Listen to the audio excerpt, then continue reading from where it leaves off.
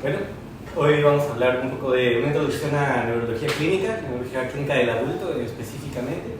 Me presento, yo soy el doctor César Sánchez González, he egresado de la Facultad de Medicina de la Ciudad de México, posteriormente una especialidad en medicina interna, también avalada por la UNAM en la Ciudad de México, y después neurología clínica del adulto, que es lo que me trae para acá, en el Centro Médico Nacional 20 de noviembre, en el ISSSTE. Hay que recordar también que hoy es un día especial, hoy es 22 de julio, el Día Internacional de la Neurología, día que se fundó a partir de la Federación Mundial de Neurología, que estandarizó este día como para que todos recordemos la importancia de la existencia de este estudio. En cuanto a los objetivos de esta plática, va a ser hablar un poco de la definición de la neurología, un poquito de la historia, los padecimientos más vistos por toda la neurología, y después un poco más específico hacia el área de las cefaleas. En la cefalea vamos a hablar otra vez un poco de la definición, algunos impactos económicos que llegan a tener estas enfermedades, los tipos de clasificación y una acentuación en las banderas rojas, como para saber qué es lo que tenemos que poner un poco más de atención en los pacientes cuando llegan de primer contacto o los pacientes que nos puedan llegar desde cualquier otro lado. Bueno, de la definición, bueno, pues sabemos que neurología viene de neuron y de logos, ¿no? Que es el estudio o tratado sobre los nervios. En general, la neurología de lo que trata es sobre tres apartados específicos del sistema nervioso, que van a ser el sistema nervioso central, el sistema nervioso autónomo y el sistema nervioso periférico. En estas imágenes podemos más o menos darnos cuenta de qué es lo que avala cada parte. El sistema nervioso central es lo que viene desde la médula espinal y el encéfalo, que el encéfalo sabemos que es el conjunto del cerebro, del cerebelo y el tronco encefálico. De ahí viene la otra parte, que es el sistema nervioso autónomo, que es lo que sería como el cerebro más primitivo, o un cerebro que tenemos en el intestino, por decirlo de alguna manera gruesa. Es el sistema nervioso que hace que pues, podamos secretar ciertas sustancias a partir de nuestras glándulas, secretar ciertas sustancias en nuestros intestinos, mantener los jugos digestivos, entre otras cosas. Y el sistema nervioso periférico, que es lo que va a generar el llamado a partir del sistema nervioso central. Nosotros en el sistema nervioso central vamos a estar pensando, no sé, mueve tu mano derecha. El sistema nervioso central le va a enviar esa información a la médula espinal y a partir de la médula espinal van a salir ciertos nervios. Estos nervios es el sistema nervioso periférico, que es lo que va a hacer que el cerebro pueda llegar al músculo y el músculo, por tanto, mover los huesos y con eso completar todo el movimiento. Ese es como todo el arco que se tiene que lograr para que una persona pueda mover alguna parte de su cuerpo, y pues también nos ayuda más o menos a darnos cuenta cómo es que se divide y cómo está fundamentado el sistema nervioso. En cuanto a un poquito de la historia del sistema nervioso, bueno, pues hemos visto que desde los incas, desde 1400, se han visto cirugías de trépano, las cuales sabemos por la cicatrización de los huesos que fueron exitosas. Entonces sabemos que desde entonces ya hubo al menos algunos incas que debutaron en este tipo de cirugías, por decirlo de alguna manera. Ya en algo más moderno, de cierta manera, está el doctor Thomas Willis, quien pues es muy conocido por el polígono de Willis, un sistema circulatorio encefálico muy conocido. Él lo descubrió, lo definió, lo logró pintar, y algunos lo consideran de hecho hasta padre de la neurología. Sin embargo, el que consideramos nosotros como el padre moderno de la neurología es el doctor Jean-Martin Charcot, que es este último de acá. El doctor Jean-Martin Charcot, él estuvo mucho tiempo en su cátedra en Salpêtrière, en París, donde de hecho está su aula propiamente. Es un doctor que de hecho fue maestro de Freud, fue maestro de Babinski, ambos nombres pues bastante conocidos entre muchos de sus otros alumnos galardonados. Pero él siempre dijo que es el verdadero maestro de la neurología, y el que tuvo que haber sido considerado más allá de él fue su propio maestro, que es el doctor Guillaume Benjamin Duchenne. También es un apellido bastante conocido por la distrofia muscular de Duchenne o la parálisis de Ehlers-Duchenne. Este, por ejemplo, es un cuadro que está en Salpêtrière, el cual se titula una lesión clínica en Salpêtrière. De hecho, aquí podemos ver a una mujer que está, en ese tiempo les llamábamos histriónicas, y él está dando su cátedra a partir de lo que le está sucediendo a esa mujer en estado histriónico. Él es este personaje de aquí, y vemos que el doctor Babinski, de hecho él, es el que está sosteniendo a la mujer. Y en el público tenemos, por ejemplo, a Freud.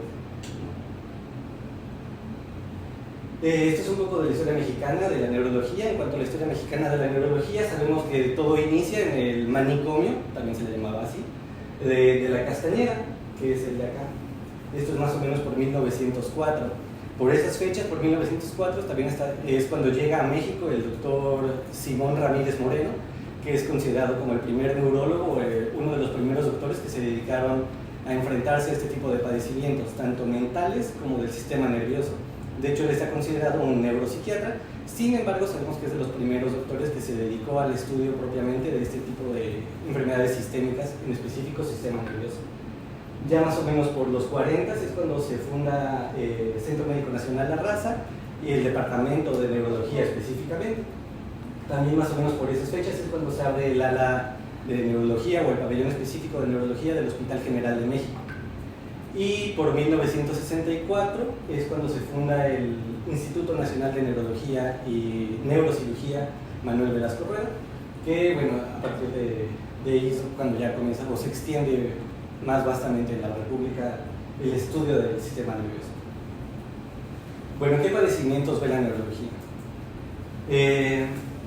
Los dividí como por algunos sistemas para hablar de algunos de ellos. En este caso vamos a hablar, por ejemplo, de los vasculares, que son de los más comunes.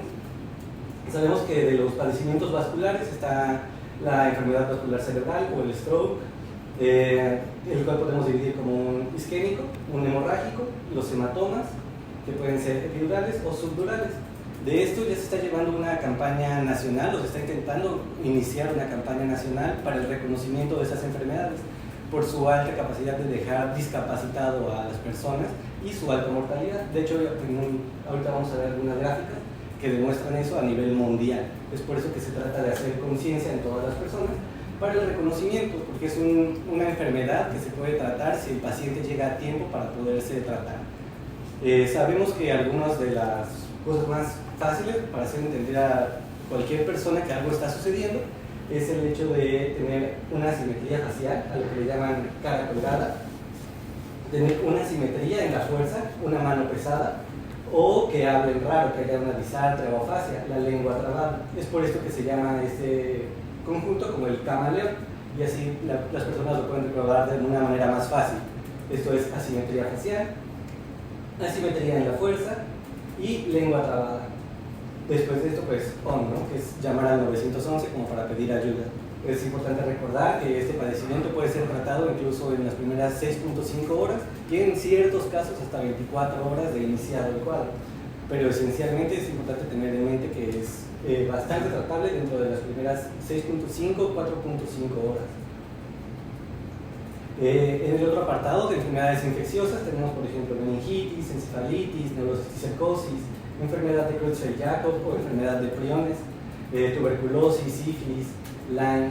De hecho, la imagen que pongo aquí es una imagen pues, un poco conocida acerca de la picadura de la garrapata que provoca Lyme, que es una lesión en diana, se le llama. Si nos fijamos, tiene un centro muy hiperémico, un halo que no está hiperémico y después otro halo hiperémico, ¿no? Como si fuera un blanco, una diana, por eso se le llama así. Sabemos que para reconocer algunos de estos padecimientos el paciente también va a tener pues, fiebre, dolor de cabeza y entre ellos también signos meningios. Con signos meningios nos referimos, por ejemplo, aquí en este caso a un signo de Brudzinski.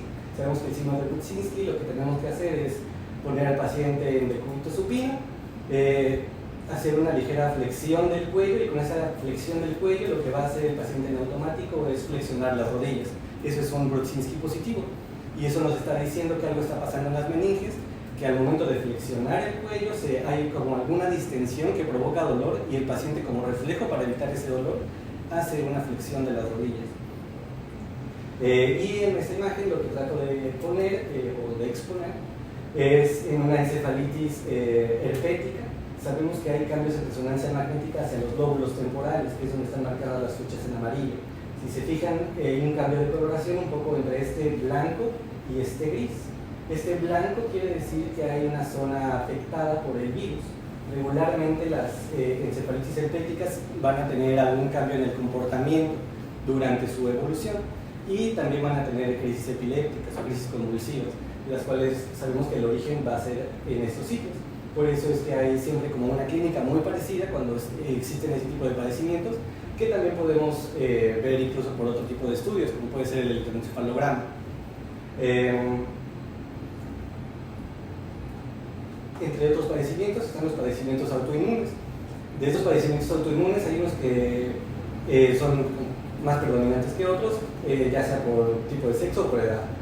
En general está la esclerosis múltiple, la neuromielitis óptica, el síndrome de Guillain-Barré. Hay otro tipo de síndrome de Guillain-Barré, digamos, que es un síndrome de Guillain-Barré crónico, que su nombre completo es una polineuropatía desmielinizante inflamatoria crónica, que esencialmente es como un Guillain-Barré, que es una cuadriparesia refléctica, pero que se va a desarrollar a partir de 8 semanas. Sabemos que el Guillain-Barré es una enfermedad que se da en un agudo, ese agudo lo tomamos como 4 semanas.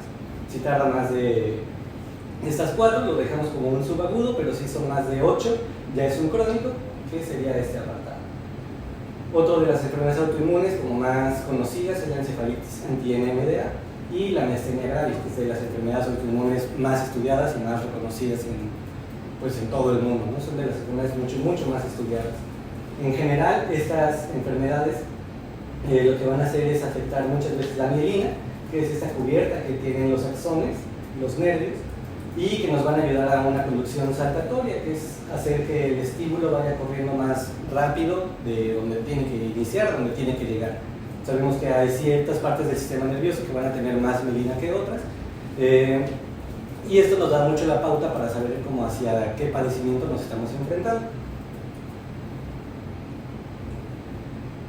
Otro apartado son las enfermedades propiamente neurodegenerativas, que son las enfermedades propias del sistema nervioso. Estas enfermedades propias del sistema nervioso, entre las más reconocidas, tenemos a la enfermedad de tipo Alzheimer, a la enfermedad de Parkinson, a las enfermedades de Parkinson Plus, que son enfermedades que parecen Parkinson, pero no responden como el Parkinson, no evolucionan como el Parkinson, pero sí tienen ciertos síntomas, ciertos síndromes parkinsónicos. Está también propiamente la enfermedad de Huntington, una enfermedad hereditaria conocida que tiene movimientos coreiformes.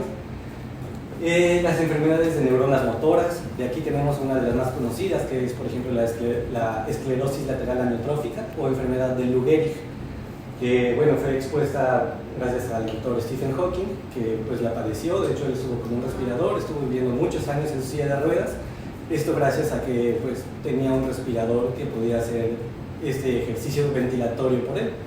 De otra manera es una enfermedad que pues, sabemos que es fatal y que pues, eventualmente acaba en muerte más o menos en los primeros 2 años de su diagnóstico. Y tenemos otro grupo que son las ataxias espinocerebelosas, que son enfermedades que son hereditarias, muchas veces familiares, y que lo que van a dar es una sensación de inestabilidad constante y progresiva y muchas veces muy discapacitantes. De las enfermedades neurodegenerativas, lo que estamos viendo ahora de cosas nuevas es que hay unas huellas digitales que podemos ya comenzar a ver gracias a las tomografías por emisión de positrones, que son estas, las que estoy exponiendo. Este tipo de estudios nos permiten ver el metabolismo celular en el cerebro. En este caso específico se puede hacer con fluoro desoxiglucosa, que es FDG. Este metabolismo de la glucosa nos va a decir qué zonas están más activas o están menos activas en cuanto al metabolismo del cerebro. El cerebro, como sabemos, tiene compartimentos o lóbulos que van a estar dedicados a ciertas propiedades o ciertas funciones en el cerebro. Algunas de las funciones pueden ser, no sé, hablar, movernos, dar coordinación. Estos lugares los vamos a ir viendo como unos lugares como más rojos, más activos, y unos lugares menos activos o azules. Esta combinación de patrones entre azul, rojo y verde nos van a dar como una especie de huella digital que nos ayuda a saber a qué tipo de padecimiento nos estamos enfrentando. Esto se da debido a que hemos visto que en la cotidianeidad, al estar frente a un paciente con una demencia en específico, hay veces que es difícil diferenciar si estamos ante un paciente que pueda tener un diagnóstico de enfermedad de Parkinson o si es un diagnóstico de un Parkinson Plus, que es lo que comentaba de hecho hace un momento. Hay veces que los pacientes han llegado o llegan diciendo que ellos han tenido un diagnóstico de enfermedad de Parkinson que se los hicieron hace un año, pero que en ese tiempo ya dejaron de caminar. Eso, por ejemplo, lo consideraríamos una bandera roja para ese tipo de enfermedades y lo mejor sería poder hacer este tipo de estudios para saber si nos enfrentamos tal vez a una enfermedad de Parkinson real o tal vez es más bien un Parkinson Plus, y con eso darle alguna expectativa mayor al paciente. Sabemos que este tipo de enfermedades, en general, como el nombre lo dice, neurodegenerativas, pues van a afectar o van a degenerar al cerebro. En este caso aquí se expone el cerebro de un paciente sano versus el paciente con Alzheimer severo. Podemos notar cómo hay una pérdida fuerte del volumen, cómo hay un agrandamiento de los ventrículos y pues cómo en general se ven como los surcos muy avanzados, muy grandes. Este es un estudio que sacó el Lancet Neurology en el 2020, que trata acerca de la evidencia de la carga que tiene económica en los trastornos neurológicos. En estas gráficas lo que estamos midiendo, que son unas gráficas de pastel, es los años vida con discapacidad y las muertes por estos trastornos neurológicos. En general vemos que casi siempre la prevalencia tanto en vida, en años de discapacidad y en muerte, lo que ocupa la mayor parte es el stroke, ¿no? Los CVCs. Es por esto que ya se está tomando como más cartas en el asunto para tratar de evitar que se den esos padecimientos.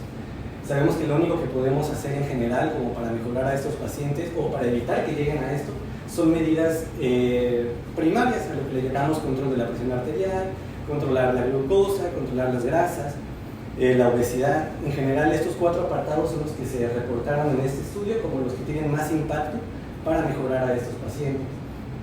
Otro de las cosas que sobresalen, por ejemplo, en años de vida con discapacidad es la migraña o el dolor tipo cefalea tensional, que ocupan hasta un 16.3%, que sí es un poco contrastante con el 42% del stroke, pero aún así es bastante prevalente, sobre todo para lo que vamos a hablar, que son dolores de cabeza, que es un padecimiento que en general todos hemos vivido y que hemos sentido discapacidad a partir de él. En cuanto a las muertes, sabemos que, como comentábamos, es el infarto, y después del infarto lo que más nos mata son las demencias y meningitis.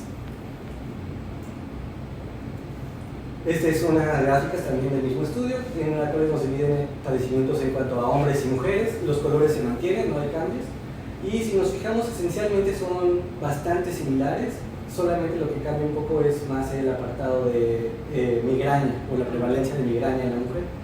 Como podemos ver, esta prevalencia es más o menos por grupos de edad, aquí lo estamos dividiendo, y que va a iniciar más o menos entre los 10 o 14 años en los hombres, al igual que en las mujeres entre 10 y 14 años, teniendo su pico más alto entre los 35 y 39 años, y entre los 40 y 45 años, perdón, en los hombres, que en general son como edades muy similares. Algunas cosas que se destacan, por ejemplo, en este estudio es lo que nos hablan, ¿no? El control de la presión arterial, que es el factor de riesgo que más prevaleció durante el estudio realizado.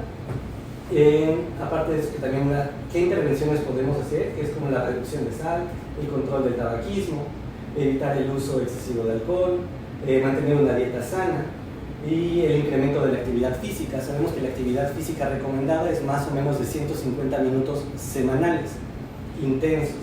Eso es lo que se recomendaría en general. O completar por lo menos de manera diaria 10.000 pasos. Por eso es que ahorita pues, que es más conveniente, que casi la mayoría puede tener acceso a podómetros o a reloj que nos puede dar este tipo de medición, pues tener como más bien un chequeo de que estamos en actividad todos los días, porque eso es lo que sí nos va a dar un impacto y es algo que sí nos va a beneficiar para evitar llegar a este tipo de enfermedades. Algo que también es relevante es el hecho de que en países de altos ingresos, lo que el estudio llama Neurological Workforce, que es un conjunto de neurólogos, neurocirujanos y neuropediatras, el conjunto es la Neurological Workforce. En países de altos ingresos es más o menos de 7.1 por cada 100.000 habitantes. En nuestros países, que somos de bajos o medianos ingresos, es más o menos de 0.1 por cada 100.000 habitantes. Me parece algo bastante